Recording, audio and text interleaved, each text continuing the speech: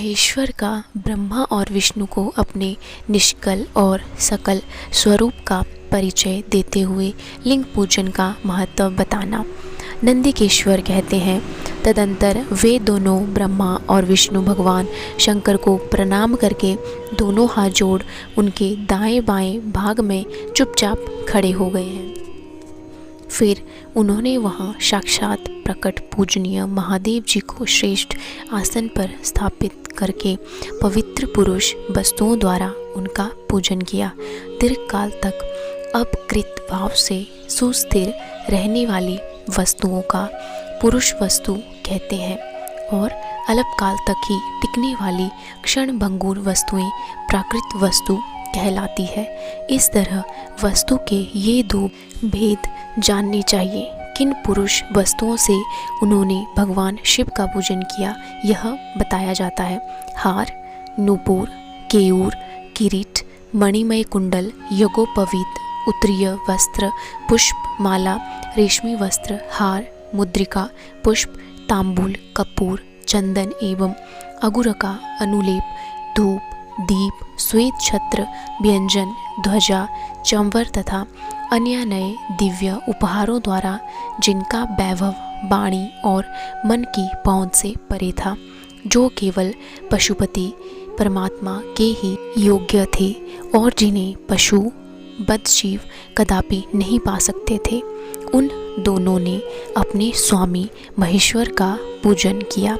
सबसे पहले वहाँ ब्रह्मा और विष्णु ने भगवान शंकर की पूजा की।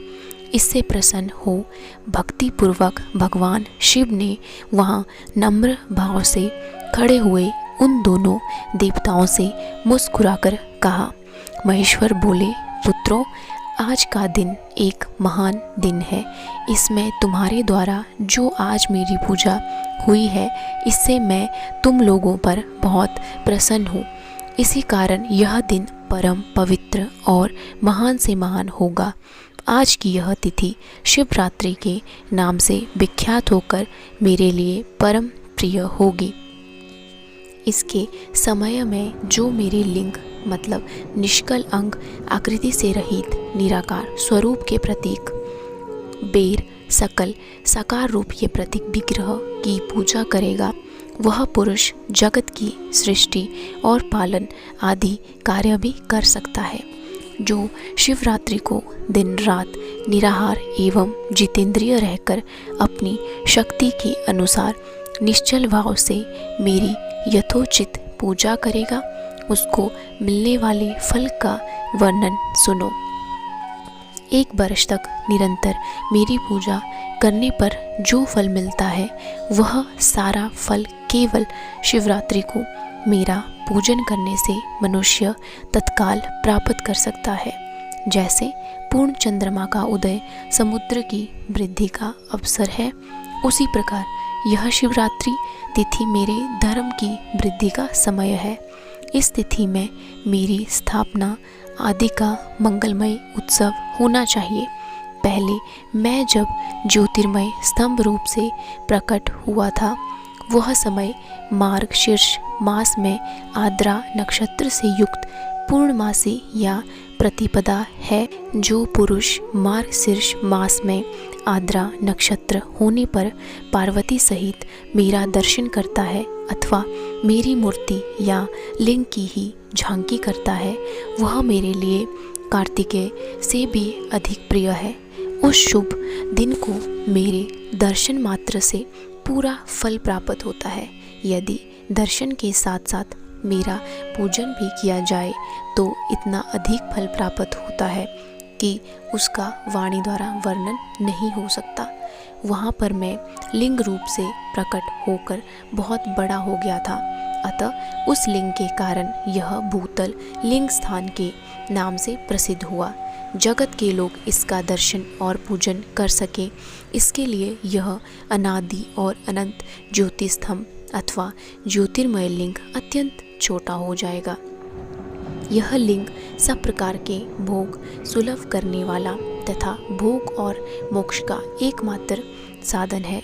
इसका दर्शन, स्पर्श और ध्यान किया जाए तो यहाँ प्राणियों को जन्म या मृत्यु के कष्ट से छुड़ाने वाला है। अग्नि के पहाड़ जैसा जो यह शिवलिंग यहाँ प्रकट हुआ है, इसके कारण यह स्थान अरुणाचल नाम से प्रसिद्ध होगा। यहाँ अनेक प्रकार के बड़े बड़े तीर्थ प्रकट होंगे। इस स्थान में निवास करने या मरने से जीवों का मोक्ष तक हो जाएगा। मेरे 2 रूप हैं, सकल और निशकल। दूसरे किसी के ऐसे रूप नहीं है। पहले मैं स्तंभ रूप से प्रकट हुआ, फिर अपने साक्षात रूप से ब्रह्म भाव मेरा निष्कल रूप है और महेश्वर भाव सकल रूप। ये दोनों मेरे ही सिद्ध रूप हैं। मैं ही परम ब्रह्मा परमात्मा हूँ। कला युक्त और अक्ल मेरे ही स्वरूप है। ब्रह्मा रूप होने के कारण मैं ईश्वर भी हूँ। जीवों पर अनुग्रह आदि करना मेरा कार्य है।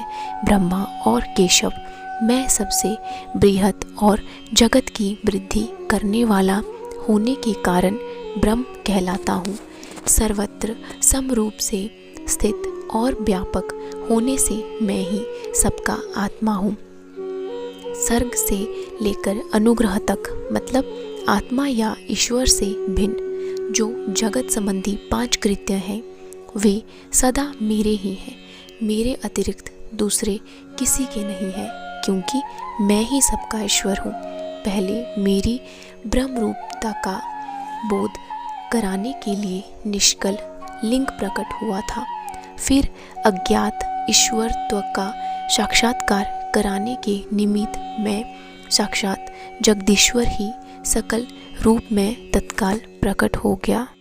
अतः मुझ में जो ईशत्व है उसी ही मेरा सकल रूप जानना चाहिए, तथा जो यह मेरा निष्कल स्तंभ है वह मेरे ब्रह्म स्वरूप का बोध कराने वाला है।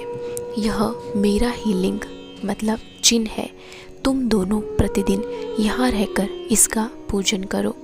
यह मेरा ही स्वरूप है और मेरे सामीप्य की प्राप्ति कराने वाला है। लिंग और लिंग में नित्य अभेद होने के कारण मेरे इस लिंग का महान पुरुषों को भी पूजन करना चाहिए।